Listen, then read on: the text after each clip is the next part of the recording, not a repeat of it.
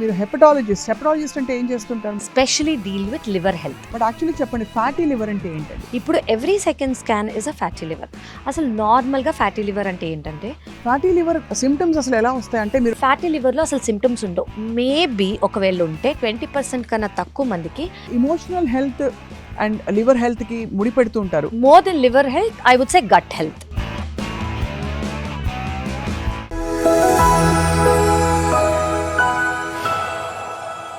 ఇది కేవలం సమాచారంగా మాత్రమే భావించండి. వైద్య నిపుణులను సంప్రదించండి. Hello and welcome to Sakshi life. మామూలుగా శరీర అవయవాలు అన్నీ ఆరోగ్యంగా పనిచేస్తేనే మన శరీరం నార్మల్గా ఆరోగ్యంగా ఉంటుందని అది తెలిసిన విషయం. అయితే ముఖ్యంగా లివర్కి సంబంధించి ఎక్కడైనా ఇంబ్యాలెన్స్ వచ్చినా, లేదు లివర్ టాక్సిసిటీ వచ్చినా, ఇతరత్ర సమస్యలు వచ్చినా కూడా అది అనేక చోట్ల అనేక పరిణామాలకు దారితీస్తుందని చెప్పి డాక్టర్స్ చెప్తుంటారు.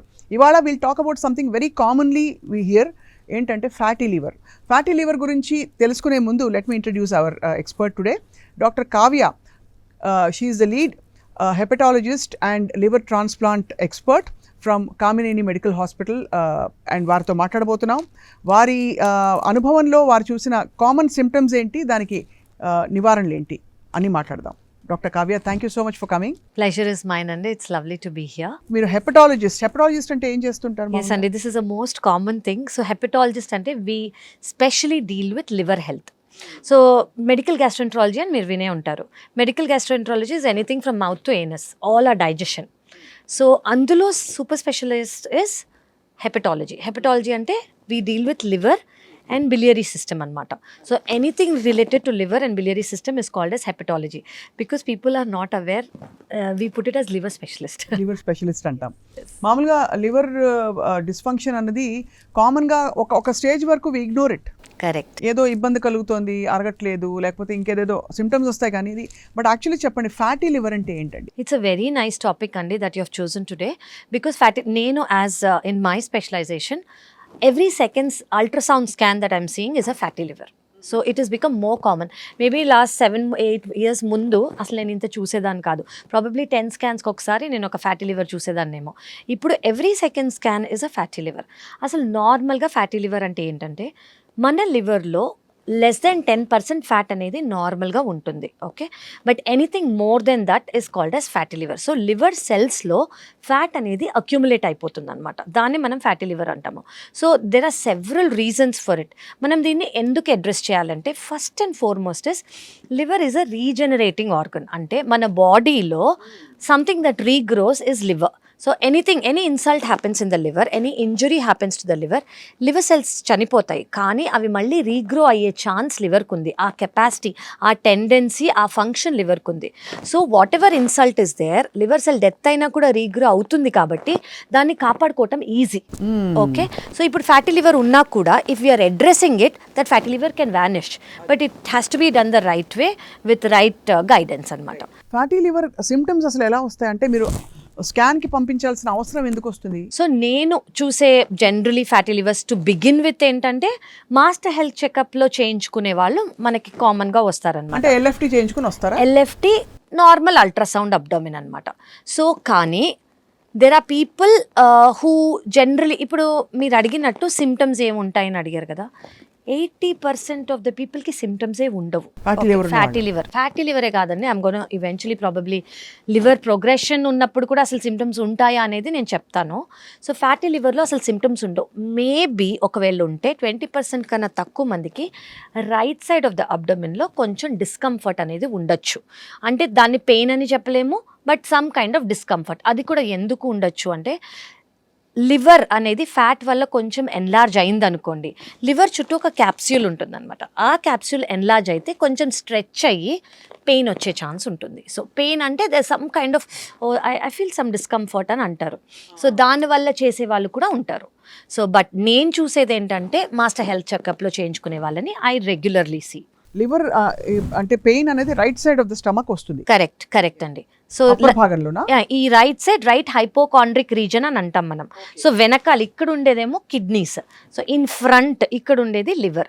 So that right hypochondriac region అంటాం, అక్కడ కొంచెం డిస్కంఫర్ట్ ఉంటే we can say it is because of liver. And liver fatty liver కి మనకి సిమ్టమ్స్ ఏం పెద్దగా కనిపించవు మోస్ట్లీ మొదట్లో అని ఉండవు చెప్తారు. ఉండవు బట్ ఉండవు. బాడీ వెయిట్ గెయిన్ లో కానీ పొట్ట చుట్టూ ఉండే ఫ్యాట్ కానీ విసరల్ ఫ్యాట్ పెరగడం ఇవన్నీ అదే some of the indications. Yes, the very good indications అండి. సో బేసికలీ ఎవరి లైఫ్ స్టైల్ వాళ్ళకి అర్థమైపోతూ ఉంటుంది కదా, ఐఎమ్ కైండ్ ఆఫ్ నేను ఇది తింటున్నాను, తినకూడదు తింటున్నానో, వెయిట్ స్కేల్ నాది పెరిగిపోయిందనో, ఆర్ ఆల్కహాల్ కన్జంప్షన్ ఎక్కువ అయిపోయిందనో, షుగర్స్ కంట్రోల్గా లేవనో.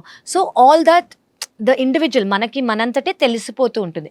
Before saying this I want to say what could be the reasons of fatty liver. So most commonly ఏంటంటే there are 2 entities, alcoholic fatty liver disease, non alcoholic fatty liver disease. Alcoholic fatty liver disease అంటే someone who's consuming alcohol for a long period of time, larger quantity. Right. Okay. Non alcoholic fatty liver disease ఏంటి అంటే obesity, అంటే BMI, body mass index more than 30% ఉంటే వాళ్ళకి రావచ్చు. Sugar ఉన్నవాళ్ళు, uncontrolled sugar ఉన్నవాళ్ళు. Third, cholesterol అనేది అబ్నార్మల్గా ఉన్నవాళ్ళు. ఫోర్త్, థైరాయిడ్ ప్రాబ్లమ్స్ ఉన్నవాళ్ళు. ఫిఫ్త్, ఉమెన్ ఎస్పెషలీ పీసీఓఎస్ ఉన్న ఉమెన్, అది కంట్రోల్లో లేదు అని అనుకోండి, వాళ్ళు. అబ్స్ట్రక్టివ్ స్లీప్ యాప్నియా అని ఒక కండిషన్ ఉంటుంది, వాళ్ళకు కూడా కనిపిస్తుంది అనమాట.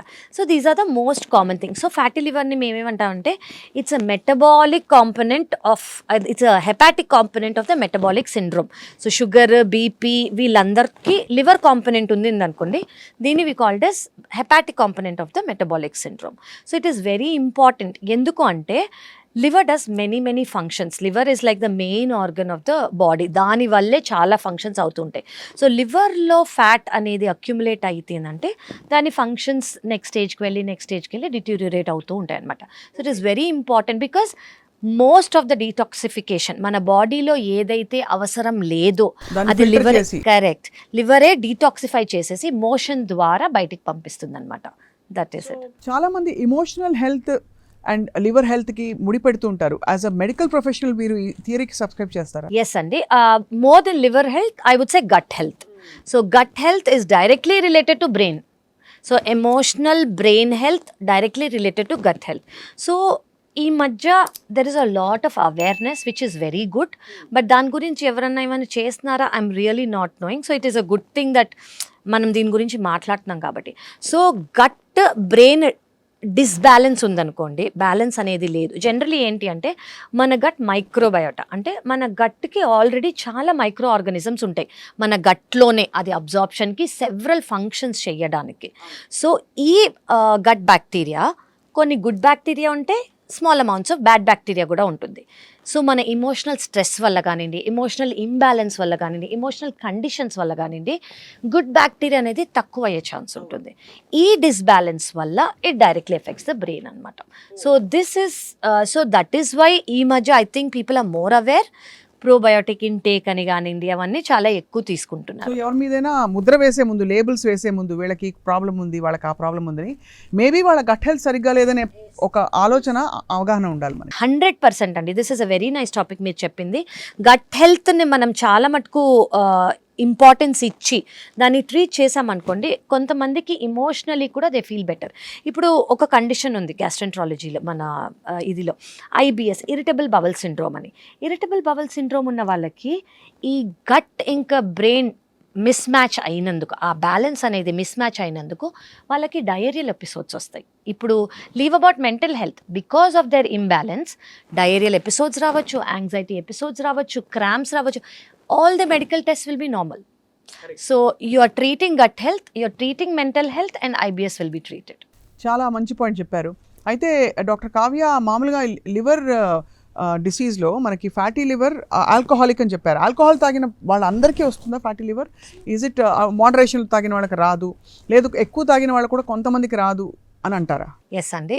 As a doctor probably I should not say రాదు అని నేను చెప్పకూడదు, but yes there is a certain amount of proportion వాళ్ళకి వస్తుంది. ఏంటి అంటే daily consumption, increased amount of consumption for a longer period. These are the people who get it.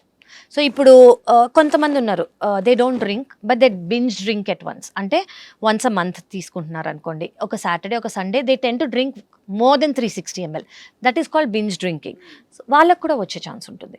So someone who's taking daily for a longer period of time, say like more than 10 years, and to compare to someone who's taking just once a month but they're binge drinking, they both are same. ఓహో, so అయితే మరి ఆల్కహాల్కి చాలా దగ్గర connection ఉంది కాబట్టి జాగ్రత్తగా something. Correct. So ఆల్కహాల్లోని ఏ component ఈ fatty లివర్కి దారితీస్తుంది? Is it alcohol it self It yes. or is it the barley or the rest of the? So if we are talking, and each spirit has different things in it kada.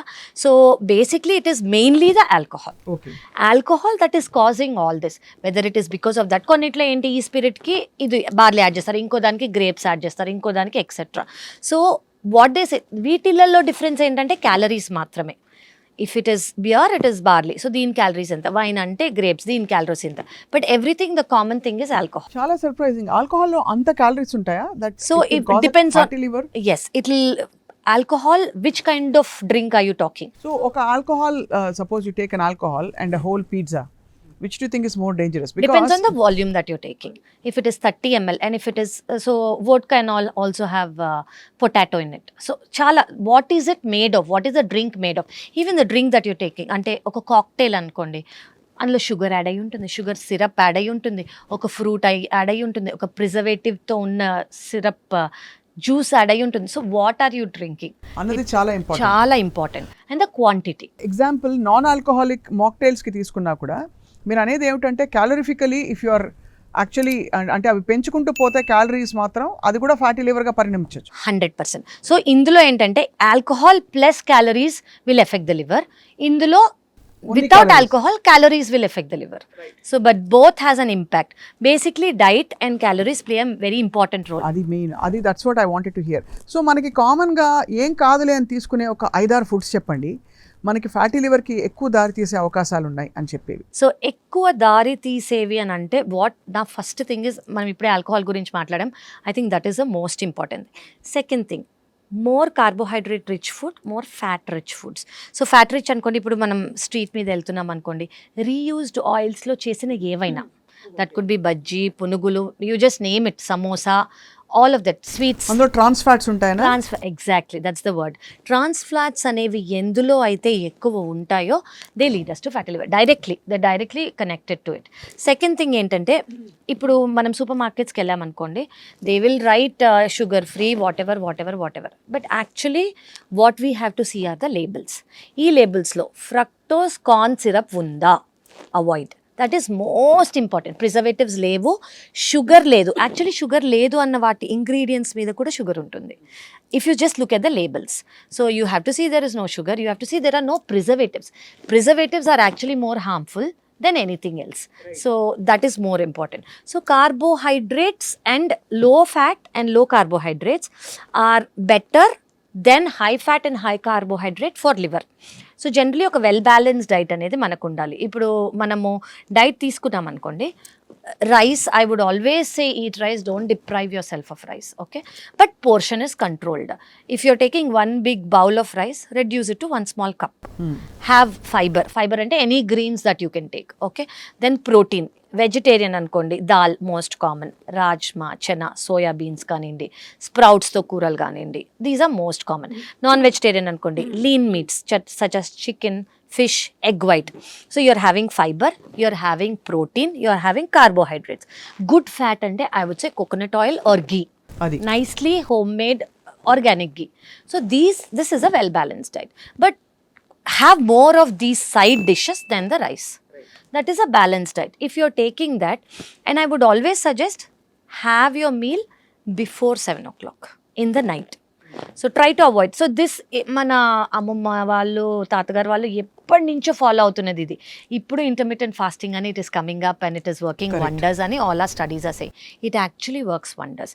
దీనివల్ల ఏంటంటే basically మన meal before 7 అయిపోయింది అనుకోండి, మన next మీల్కి 10 to 12 hours gap ఉందనుకోండి, glycemic index అనేది బాగా maintain అవుతుంది, ఇన్సులిన్ రెసిస్టెన్స్ అనేది తక్కువ అవుతుంది. చాలా స్టడీస్ ఏం కోట్ చేస్తున్నాయంటే cholesterol levels are reducing, insulin resistance is reducing. Even at additionalga it is also helping in weight loss and reducing fatty liver. కొంచెం తెలుగులో. ఓకే, సో ఇప్పుడు ఈ ఇంటర్మిటెంట్ ఫాస్టింగ్ అనేది మనం ఏదైతే చేస్తున్నామో ఎప్పటి నుంచో పూర్వకాలంగా మన అమ్మమ్మ వాళ్ళందరూ చేస్తున్నారు. అదంటే ఏంటంటే జనరలీ 12 గంటలు తినటము, 12 గంటలు తినకుండా ఉండటం. ఇది ఒక అంబ్రెల్లా టర్మ్ ఇంటర్మిటెంట్ ఫాస్టింగ్కి.